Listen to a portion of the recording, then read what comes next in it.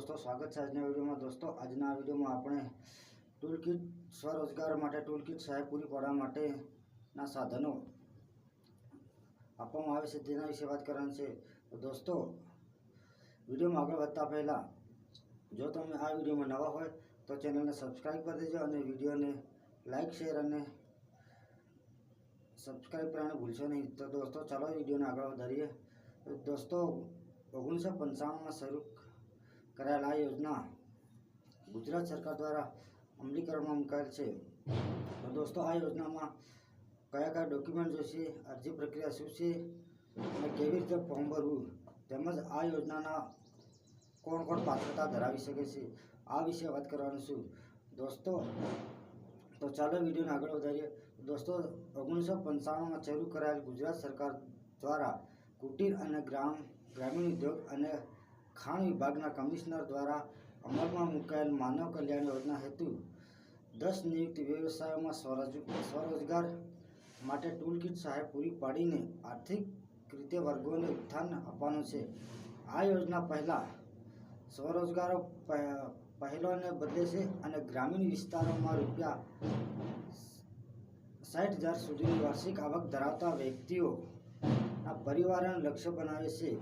તે SC, ST અને વિચારતી જાતિઓ સહિત કારીગરો અને હાંસિયામાં ધકેલાઈ ગયેલા સમુદાયોને સશક્ત બનાવવા પર ધ્યાન કેન્દ્રિત કરે છે, જેમાં સૌથી 50 પેટાજાતિઓ માટે કોઈ પણ આવક મર્યાદા રાખવામાં આવેલી નથી। તેથી દોસ્તો તમારે આ યોજનામાં ફોર્મ ભરવા માંગતા હો તો એમાં આ યોજનામાં કોઈ પણ આવકની મર્યાદા નથી, તેથી તમે કોઈ પણ વ્યક્તિ આ ફોર્મ ભરી શકે છે।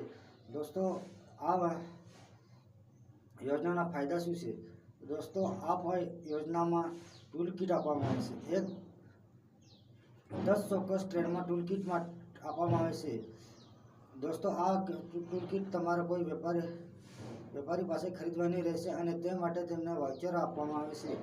આ વાઉચર જે તે વેપારી દ્વારા રીડીમ કરવામાં આવે છે। તેમાં આવરી લેવાતા વ્યવસાયો કયા કયા છે? દોસ્તો આ યોજનામાં કેટલાક વ્યવસાયનો સમાવેશ કરવામાં આવ્યો છે।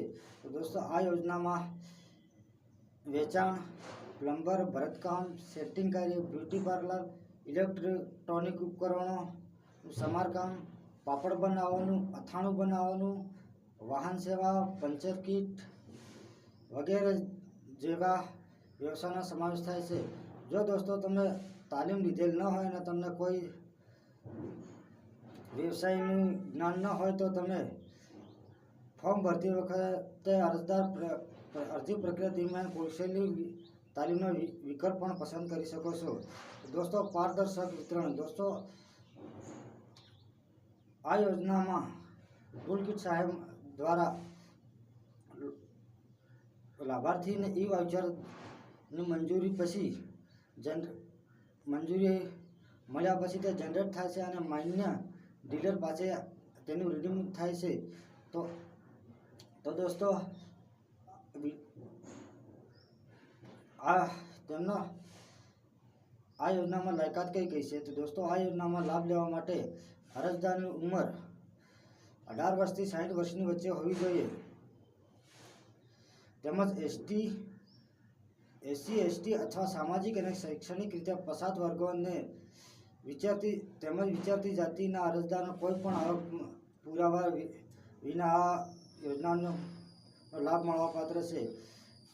દોસ્તો સામાન્ય શ્રેણીના અરજદારોની આવક 6 લાખ કે તેથી ઓછી હોવી જોઈએ અને તેના પુરાવા તરીકે આવકનું પ્રમાણપત્ર રજૂ કરવાનું રહેશે।